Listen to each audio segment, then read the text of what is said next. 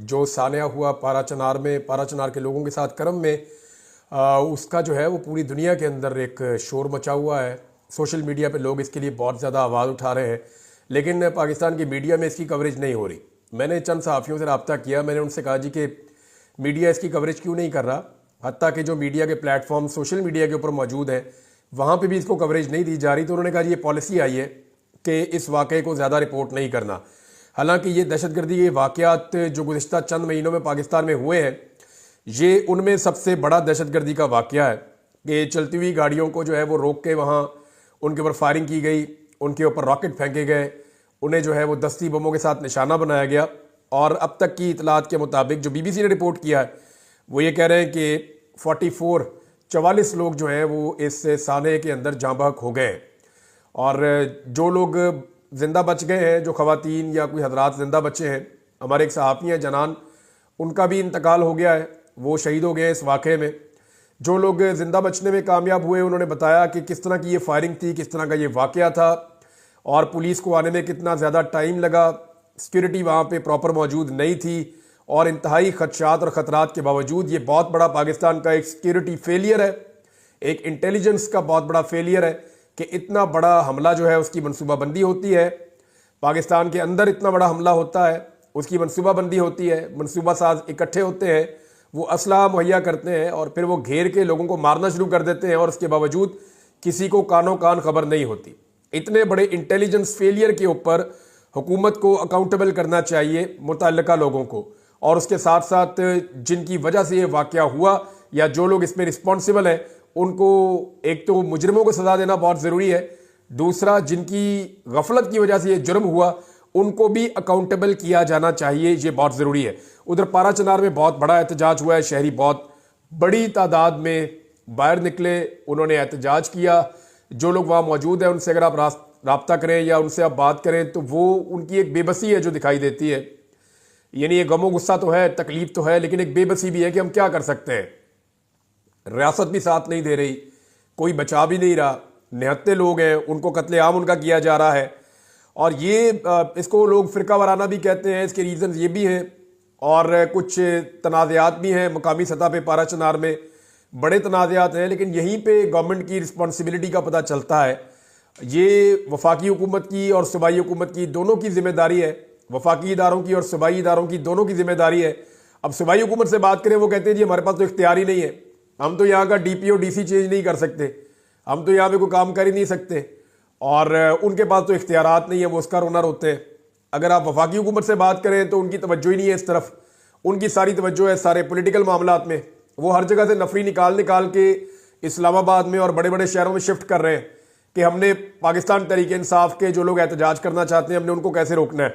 तो सारी तवज्जो उनकी वहाँ पे है। अब इमरान खान साहब का स्टेटमेंट आया, उन्होंने मीडिया के साथ बात भी की है और उनका अपना स्टेटमेंट उन्होंने अपने ट्विटर के ऊपर शेयर किया है और एक्स पे जो उनकी पोस्ट है वो मैं आपको पढ़ के सुनाता हूँ। इमरान खान साहब ने कहा कि 24 नवंबर गुलामी से नजात का दिन है। याद रहे परसों ये दिन आ रहा है, एतवार का दिन। मुल्क में कानून की हुक्मरानी, आइन की पासदारी और इंसानी हुकूक मुअत्तल है, जिसकी वजह से पूरी कौम का बाहर निकलकर कुर्बानी देना नागुज़ीर हो चुका है। कौम को फैसला करना होगा कि बहादुर शाह जफर की तरह मौत तक गुलामी का तौक पहनना है या टीपू सुल्तान की तरह मरते दम तक आज़ादी का सेहरा पहनना है। सऊदी अरब से मेरे मिसाली ताल्लुकात हैं। जब वजीराबाद में मुझ पर कातिलाना हमला हुआ तो मुझे सबसे पहले कॉल सिफारत खाने के जरिए आई, जो सऊदी सिफारत खाने से आई, और वली अहद शहजादा मोहम्मद बिन सलमान की आई। हमारे दौर में शहजादा मोहम्मद बिन सलमान ने पाकिस्तान का तारीखी दौरा भी किया। हमारी हुकूमत के खात्मे से 2 हफ्ते पहले OIC के वज़राए ख़ारजा की कॉन्फ्रेंस इस्लामाबाद में मुनक्कद हुई, जो सऊदी अरब के बगैर मुमकिन ही नहीं थी। सऊदी अरब हर मुश्किल, हर मरहले में हमारे साथ खड़ा रहा है। बुशरा बीबी के बयान को तोड़ मड़ोड़ कर कौम की तवज्जो हटाने की नाकाम कोशिश ना की जाए। उन्होंने सऊदी अरब का नाम नहीं लिया। हमारी हुकूमत के खिलाफ तमाम साजिशों में जनरल बाजवा का हाथ था। मैंने उस वक्त भी चीफ जस्टिस और जनरल तारिक खान के जरिए साजिश की तहकीकात करवाने की कोशिश की, मगर जनरल बाजवा ने ऐसा नहीं होने दिया। अगर तब शफाफ तहकीकात हो जाती तो सच खुलकर सामने आ जाता। बुशरा बीबी का सियासत से कोई ताल्लुक नहीं है। बतौर एहलिया उन्होंने एहतजाजी कॉल के हवाले से कौम तक मेरा पैगाम पहुंचाया है। नवाज शरीफ के लिए मुशर्रफ दौर में कुलसूम नवाज भी निकली थी, मगर उसने डिक्टेटर होते हुए भी खातून को जेल में नहीं डाला था। मगर बुशरा बीबी को 9 माह झूठे मुकदमात में कैद में डाला गया। कौम अपनी तवज्जो 24 नवंबर के एहतजाज पर रखे, इंशाअल्लाह फतह आपकी होगी। साबिक वज़ीर-ए-आज़म इमरान खान का अडयाला जेल से पैगाम। अच्छा, इसमें जो है ना, ये सऊदी अरब वाले मामले को लेकर हुकूमत बहुत हसास हो रही है। हालांकि जिसने स्टेटमेंट दिया है वो खुद कह रहा है जी मैंने तो स्टेटमेंट इसके बारे में दिया ही नहीं। नहीं नहीं नहीं, आपने इसी के बारे में दिया। यानी उनका स्टेटमेंट, जो स्टेटमेंट देने वाला है, अगर फर्ज करें बुशरा बीबी ने स्टेटमेंट सऊदी अरब के खिलाफ देना होता और उन्होंने दे दिया होता, तो उन्हें क्या जरूरत थी कि तनकीद आने से पहले ही जब लोगों ने इसकी निशानदेही की तो उन्होंने फौरी तौर पे कहा जी इसका मतलब ये नहीं है, एक्चुअली मैंने ये कहा है। ये कहने में थोड़ा सा वो जिस तरह उन्होंने अल्फाज का चुनाव था वो ठीक नहीं था, और ये जो लोग वहां एडिटिंग कर रहे थे, वहां मौजूद थे, उनको ये चीज वहां देख लेनी चाहिए थी, तो ये प्रॉब्लम होती ही ना। लेकिन मौजूदा हुकूमत का सारा फोकस ही इसके ऊपर है। यानी शहबाज शरीफ का अगर आप स्टेटमेंट देखें, शहबाज शरीफ साहब ने तो गुलामी की इंतहा कर दी। यानी मुझे समझ नहीं आती कि कोई आदमी इस लेवल का गुलाम कैसे हो सकता है। शहबाज शरीफ साहब जनाब कहते हैं पाकिस्तान और सऊदी अरब की दोस्ती को नुकसान पहुंचाने वाले की तरफ बढ़ने वाला हाथ तोड़ देंगे। भाई कौन कर रहा है? भाई सऊदी अरब के साथ ताल्लुकात कौन खराब कर रहा है? इमरान खान ने खुद स्टेटमेंट दिया है मोहम्मद बिन सलमान के बारे में, आज फिर दिया है। और उनकी बीवी ने मोहम्मद बिन सलमान का नाम तो नहीं लिया, ना सऊदी अरब का नाम लिया। उन्होंने कहा जी जनरल बाजवा ने ये फिर कहा था, और जनरल बाजवा के जरिए बातें हमारे तक पहुंची हैं। तो जनरल बाजवा क्या कुछ कहते थे, मियां साहब अगर आपके बारे में बता देना साफी आपको कि जनरल बाजवा आपके बारे में क्या कहते थे, तो आपको कोई फर्क नहीं पड़ेगा, क्योंकि आपको फर्क पड़ता ही नहीं, आपको कोई कुछ भी कहता रहे। लेकिन इसहाक डार के बारे में, नवाज शरीफ के बारे में, सबके बारे में जनरल बाजवा की अपनी राय थी। इमरान खान के बारे में भी वो खुलकर बातें करते थे। जनरल बाजवा साहब की एक तो कॉल मैंने सुनी है 1.5 घंटे की लंबी कॉल, उसमें जनरल बाजवा साहब ने क्या क्या कहानियां सुनाई। मैं हैरान हो रहा था कि यार ये इस लेवल का आदमी पाकिस्तान का आर्मी चीफ रहा है। यानी जैसी वो बातें कर रहे थे जनरल बाजवा, ये एक आर्मी चीफ को या साबिक आर्मी चीफ को से भी नहीं देती। वो इतने लो लेवल का आदमी था, मुझे तो समझ नहीं आई कि यार इस इंटेलेक्चुअल लेवल का आदमी, जिसका इंटेलेक्ट लेवल ये है कि वो छोटी छोटी जो है ना वो घर की बातों में फंसा हुआ है। बिल्कुल बिल्कुल ऐसी माइनर चीजें जिनको बच्चे भी इग्नोर कर देते हैं, वो उनके बीच में फंसा हुआ आदमी इस मुल्क का आर्मी चीफ था, और वो भी 6 साल तक के लिए, और तभी तो पाकिस्तान यहां तक पहुंच गया है। बहरहाल ये अब शहबाज शरीफ साहब जनाब ये कह रहे हैं, मरियम नवाज साहबा ने भी और सबने ये इसके ऊपर एक प्रोपेगेंडा शुरू कर दिया है। हालांकि पाकिस्तान तहरीक इंसाफ ने क्लियर कर दिया है, मेरे ख्याल में इसके ऊपर अब और फोकस नहीं करना चाहिए, चलना चाहिए उस इशू की तरफ जो इस वक्त पाकिस्तान में चल रहा है। और वो इशू ये है कि जनाब पूरा पाकिस्तान जिसको इमरान खान ने बंद करना था, हुकूमत ने उसे खुद ही बंद कर दिया। यानी इस वक्त पाकिस्तान तहरीक इंसाफ के निकलने से पहले हुकूमत ने पाकिस्तान बंद करने का बंदोबस्त कर दिया है। लाहौर रिंग रोड को बंद किया जा रहा है, लाहौर के तमाम दाखिली और खारजी रास्ते बंद किए जा रहे हैं, कंटेनर लाहौर के अंदर भी पहुंचा दिए गए हैं, जबकि इस्लामाबाद के अंदर कंटेनरिस्तान बना दिया गया है। बहुत बड़ी तादाद में कंटेनर इस्लामाबाद पहुंच गए हैं। तमाम दाखिली और खारजी रास्ते इस्लामाबाद के बंद किए जा रहे हैं। मोटरवेज तमाम पाकिस्तान की बंद की जा रही हैं। और अब तक की जो इतला है उसके मुताबिक जो मोटरवे की पुलिस ने इतला दी है कि अचानक उन्हें पाकिस्तान की सारी मोटरवेज की मुरम्मत करनी पड़ गई है। यानी ये मामला तो जाना चाहिए सुप्रीम कोर्ट में, और मोटरवे पुलिस के आईजी को बुला के उसको मुअत्तल कर देना चाहिए, और उसको बल्कि जेल में डालना चाहिए कि यार सारी की सारी मोटरवेज एक ही दिन में मुरम्मत करना शुरू हो गए हो। यानी M1 जो इस्लामाबाद से पेशावर जाती है, M2 जो इस्लामाबाद से लाहौर आती है, M3 लाहौर से जो अब्दुल हकीम यानी मुल्तान की तरफ जाती है, M4 यानी पिंडी बटिया से जो मुल्तान की तरफ जाती है, M11 जो सियालकोट से लाहौर की तरफ आती है, M14 जो हकला की तरफ जाती है यारक से लेकर। अब आप अंदाजा करें कि ये सारी मोटरवेज बंद कर दी, इसके अलावा हाईवेज भी बंद करने जा रहे हैं, और जो जेलम से रास्ता जाता है रावलपिंडी की तरफ वो भी बंद करने जा रहे हैं। यानी अमली तौर पे पाकिस्तान बंद होने जा रहा है, और ये कोई और बंद नहीं कर रहा, ये हुकूमत बंद कर रही है। पाकिस्तान तहरीक इंसाफ का एहतजाज शुरू होगा 24 तारीख से, और हुकूमत ने पहले ही बंद कर दिया है। इस्लामाबाद के अंदर तमाम हॉस्टल्स में बाकायदा लिखकर वो नोटिस लगा दिए गए हैं कि तमाम तालिब इल्म वो अपने घरों को चले जाएं, फौरी तौर पे चले जाएं अपने घरों को, हॉस्टल्स खाली कर दिए जाएं, क्योंकि जो नौजवान रहेंगे, अब देखिए ना हुकूमत कितनी डरी हुई है। उन्हें लगता है कि जो भी नौजवान है ना, या जो भी यूथ है, वो पाकिस्तान तहरीक इंसाफ की है, यानी वो मान चुके हैं, इसलिए हॉस्टल में जा रहे हैं। भाई अगर हॉस्टल के अंदर लोग रहते हैं तो हर सोच के लोग होंगे ना, पीटीआई की सोच के भी होंगे, नून लीग की सोच के भी होंगे, पीपल्स पार्टी की भी, लेकिन इनको पूरा यकीन है कि 99% नौजवान जो पढ़ा लिखा है वो पीटीआई के साथ खड़ा होगा। लिहाजा उन सबको कह रहे हैं अपने घरों को जाओ, 27 तारीख से पहले वापस कोई ना आए। ये जनाब नोटिस लगा दिए।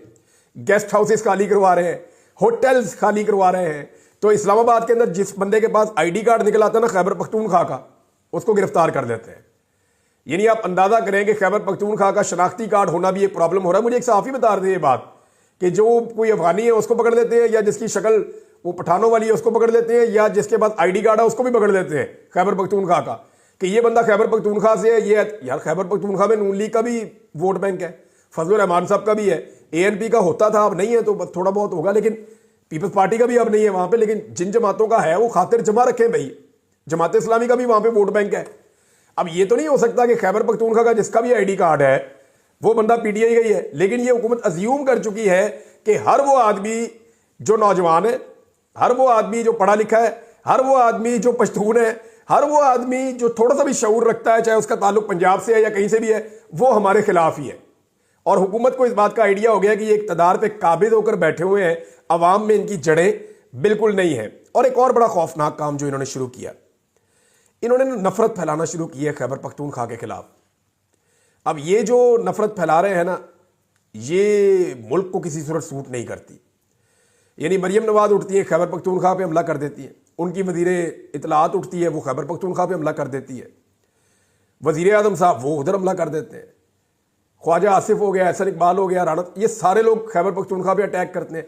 नस्ली बुनियादों पर, लिसानी बुनियादों पर और सुबाइयत की बुनियादों के ऊपर ये एक सूबे को दीवार के साथ लगा रहे हैं। देखिए ये बदकिस्मती है, सिर्फ अपनी सियासत और हुकूमत बचाने के लिए आप ये नहीं कर सकते। ये जुल्म है, ये ज्यादती है, ये गलत है। आप लोग भी तो आए थे एहतजाज लेकर मुख्तलिफ जगहों से, आपको तो किसी ने नहीं रोका, किसी ने आपके ऊपर इस तरह के एलिगेशन नहीं लगाए या सुबाइयत के ऊपर अटैक नहीं किया आपके ऊपर नाम लेकर। अब ये चीज़ें हुई थी 71 में जो हम किताबों में पढ़ते हैं। याया खान ने और जुल्फ़िकार अली भुट्टो ने बंगालियों के खिलाफ नफरत पैदा की थी, जैसे अभी पठानों के खिलाफ नफरत पैदा करने की कोशिश की जा रही है। तो उस वक्त इसका नतीजा अच्छा नहीं हुआ था। अल्लाह ना करे दोबारा कभी ऐसी कोई चीज़ हो, लेकिन इन लोगों को होश के नाखून लेने चाहिए अपने छोटे छोटे, बहुत छोटे छोटे मफादात के लिए, अपने हुकूमती फ़ायदे के लिए पाकिस्तान को, पाकिस्तान की वहादत को नुकसान ना पहुँचाएँ। यानी आपका सलूक ये बता रहा है कि वफाकी दारुल हुकूमत पे इन लोगों का कोई हक नहीं है। वफाक की जानिब से ये नफरत अंगेज रवैया खतरनाक होता जा रहा है और इससे बचना चाहिए। बहरहाल इस वक्त हुकूमत का जो खौफ है वो खौफ ये जाहिर करता है कि हुकूमत की टांगें कांप रही हैं और वो लगभग सरेंडर कर चुकी है।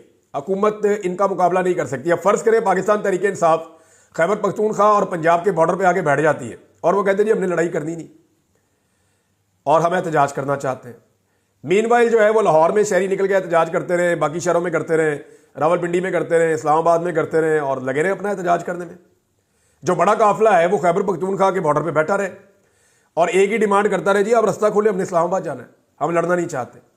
और इंतजार करें 1 दिन, 2 दिन, 4 दिन, 5 दिन, 6 दिन, पुलिस कब तक खड़ी रहेगी वहां पे? एक दिन आएगा कि पुलिस वाले थक जाएंगे, रास्ता खोल देंगे और ये जाकर वहां एहतजाज कर दें। लेकिन सवाल ये पैदा होता है हुकूमत कितने दिन तक पाकिस्तान को बंद कर सकती है या कितने दिन तक हुकूमत पाकिस्तान को बंद रख सकती है? अब कुछ लोग कहते हैं जी इसमें वहां गवर्नर राज लग जाएगा, तो उधर असेंबली का सेशन चल रहा है तो ऐसे गवर्नर राज नहीं लगता होता। लेकिन ये जो चीज़ें दिखाई दे रही हैं इसमें नफरत है, डर है, बुज़दिली है, सरेंडर किया हुआ है हुकूमत ने। तकरीबन हुकूमत ने हथियार डाल दिए पाकिस्तान तहरीक इंसाफ के सामने और सियासी नुक्ता नज़र से उन्होंने मुकम्मल अपनी हार तस्लीम कर ली है। इमरान खान साहब का एक स्टेटमेंट और भी आया और ये थोड़ी देर पहले आया और इमरान खान साहब ने कहा कि एतवार 24 नवंबर को हमारा एहतजाज हर सूरत होगा। पाकिस्तान को बनाना रिपब्लिक बना दिया गया है। मुल्क में जमहूरियत, आइन और कानून का जनाजा निकल चुका है। 26वीं आइनी तरमीम के बाद सुप्रीम कोर्ट और हाई कोर्ट्स के ज़िली अदालतों की तरह बेइख्तियार बना दिया गया है, जहां से किसी को इंसाफ नहीं मिलेगा। पाकिस्तानी कौम अपनी नस्लों के मुस्तकबिल के लिए 24 नवंबर को बाहर निकले। मुझे पैगाम मिला कि एहतजाज को 10 दिन तक मौखिर कर दिया जाए तो मुज़ाकरात शुरू किए जा सकते हैं। हमारे मुतालबात में बेगुनाह कैद सियासी कैदियों की रिहाई का मुतालबा फिलफौर काबिल अमल मुतालबा है, लेकिन लाहौर में कैद रहनुमाओं को 1.5 साल से झूठे मुकदमात में मुलव्वस करके रखा हुआ है। इनको रिहा करना संजीदा मुज़ाकरात की तरफ मुनासिब कदम होता। 1 साल से जेल में हूँ। इस दौरान मुझे 60 से ज़्यादा मुकदमों में मुलव्वस कर दिया गया है। कल हाई कोर्ट से जमानत मिलने के बाद मुझे रिहा करने की बजाय एक और बेहुदा मुकदमे में गिरफ्तारी डाल दी गई। इससे जाहिर होता है कि मुज़ाकरात करने वाली कुव्वतें संजीदा नहीं हैं। एहतजाज हमारा बुनियादी आईनी हक है। हमने एहतजाज और मुज़ाकरात के लिए अपने 3 मुतालबात रखे हुए हैं। एहतजाज और मुज़ाकरात जारी रहेंगे। हम सियासी लोग हैं, बातचीत से आगे बढ़ सकते हैं। अगर वो बातचीत में संजीदा है तो हमारे अंडर ट्रायल लोगों को रिहा किया जाए। मुल्क में कानून की हुक्मरानी नहीं होगी तो कोई सरमायाकारी नहीं करेगा। चीन और हिंदुस्तान को ओवरसीज चाइनीज और हिंदुस्तानियों ने उठाया। मुल्क सिर्फ तरसीलाते ज़र से नहीं, सरमायाकारी से तरक्की करते हैं। समंदर पार पाकिस्तानी मुझे 50 साल से जानते हैं। जब वो ये देखते हैं कि मुल्क में कानून की हुक्मरानी नहीं है तो वो क्यों सरमायाकारी करेंगे। अभी एक दिन पहले आर्मी चीफ ने कहा भी है कि पाकिस्तान को बेल आउट जो है वो पाकिस्तान के ओवरसीज कर सकते हैं, वो अगर पाकिस्तान में सरमायाकारी करें। और ये हकीकत है, इमरान खान साहब का भी यही फॉर्मूला था कि ओवरसीज पाकिस्तानी पाकिस्तान में पैसा लेकर आए। लेकिन पाकिस्तान में जो हरकतें होती हैं, खासतौर पे जो ओवरसीज पाकिस्तानियों के साथ जुल्म और ज्यादती होता है, तो वो बेचारे कैसे यहाँ पे पैसा लेकर आए, यहाँ पैसा कैसे लगाएं। अब जिस तरह की खबरें पूरी दुनिया में जा रही हैं, कत्लो गारतगिरी यहाँ पे हो रही है और सबकी तवज्जो जो है वो सियासत की तरफ है। इसको कुचल दो, मैंडेट का एहतराम नहीं है, रूल ऑफ लॉ है नहीं है, आज़ादी इज़हार राय है नहीं है। आप पैसे लगाते हैं, आपके पैसे महफूज नहीं है। जिनके कारोबार चल रहे हैं उनके बंद हो गए। रोजाना खबरें आती हैं किसी पार्लियामेंटेरियन की फैक्ट्री बंद कर दी है, किसी की मिल बंद कर दी है, किसी का घर तोड़ दिया है, किसी का फार्म हाउस तोड़ दिया है। जब ये खबरें आती हैं तो कौन पाकिस्तान में पैसा लेकर आएगा। और यही खबरें चल रही हैं। इमरान खान ने कहा कि आप देखेंगे कि एतवार को समंदर पार पाकिस्तानी सारी दुनिया में पाकिस्तान में जारी फस्तायत और जबर के खिलाफ तारीखी एहतजाज करेंगे। इनको कोई डंडे नहीं मारेगा, ना ही इन पर शेलिंग होगी। वो आज़ाद जमहूरी मुल्कों में रहते हैं। इमरान खान साहब ने अडयाला जेल में ये बातचीत की और ये एक और स्टेटमेंट है जो मैंने आपको उनका बताया। ओवरसीज पाकिस्तानियों पे इमरान खान साहब का इन्हिसार काफ़ी ज़्यादा है। आज़ाद कश्मीर में नाज़रीन बड़ा ज़बरदस्त एहतजाज हो रहा है, लेकिन मीडिया को कहा गया है कि इसका मुकम्मल बाइकआउट करना है। और मीडिया के कुछ लोग काम क्या कर रहे हैं, ये जो यूनिफॉर्म पुलिस ऑफिसर है ना, वो सियासी कारकुन बन के इंटरव्यूज दे रहे हैं। जिस्म पे वर्दी पहनी हुई है लेकिन सियासी जमातों के टटपूंजिए बने हुए हैं। मैंने टटपूंजिए का लफ्ज इस्तेमाल किया, आप भी करें, खुल के करें, क्योंकि ये वही बने हुए हैं। इस वक्त ये जितने भी लोग हैं ये टाउट का रोल प्ले कर रहे हैं। जिस्म पे यूनिफॉर्म पहनी हुई है और एक सियासी कारकुन बन के दूसरी सियासी जमात को धमकियां लगा रहे हैं। दूसरी जानिब नाज़रीन, नामालूम ताजरों की दरखास्त के ऊपर chief justice Islamabad high court ने पीटीआई को सुने बगैर, पीटीआई को फरीक बनाए बगैर एहतजाज के खिलाफ फैसला दे दिया है। अब मामला यह है कि ये कैसे हो सकता है कि आइन कहता है जी आपका एहतजाज करना हक है, अदालत एक पॉलिटिकल पार्टी जो एहतजाज करने जा रही है उसके खिलाफ नामालूम किस्म की अजीबोगरीब किस्म के ताजर है, वो एक दरखास्त देते हैं, अदालत फौरन नोटिस करके फौरन बुला के उस पॉलिटिकल पार्टी को सुने बगैर फैसला भी दे देती है। लेकिन अदालत के फैसलों पे अमल कौन करता है? यहां कोई भी नहीं करता, कोई बात ही नहीं सुनता अदालत की। मैंने खुद देखा, बहुत दफा देखा, निशानदेही भी की है और इससे अदालत को फर्क भी कोई नहीं पड़ता। बहरहाल हुकूमत की सारी तवज्जो इस वक्त, जितनी उन्होंने प्रेस कॉन्फ्रेंसेस की हैं, जितनी बातें की हैं, वो सारी पाकिस्तान तहरीक इंसाफ पे की हैं। वो जो 44 लाशें पड़ी हुई है ना पारा चनार में, उसके ऊपर हुकूमत बात करने को तैयार नहीं है। मीडिया को भी मना कर रहे हैं कि बात ना करो। कैसी बेहिसी है इनकी। अब तक के लिए इतना ही। अपना ख्याल रखिएगा, अपने चैनल का भी। अल्लाह हाफ़िज़।